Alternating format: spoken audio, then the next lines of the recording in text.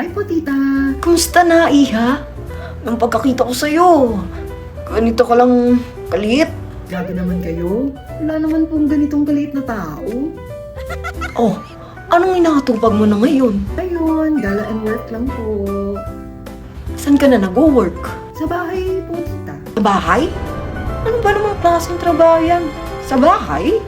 Opo, tita, hindi ko na po kailangan mag-commute, gumising ng maaga, o gumastos po sa transportation.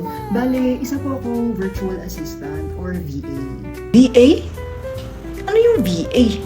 Parang ngayon ko lang yung narinig ah. Bale, gumagawa po ako ng video content para po sa napakabait kong client. Baka puro computer ka lang ha. Yung mga bata ngayon, magaling lang sa TikTok, mga sayaw-sayaw. Sumasayaw ka ba, Iha? Naku, tita, hindi po ganun. I manage my client's social media and I also act as their assistant kapag po kailangan. Ha? Eh, paano yung kita mo niyan?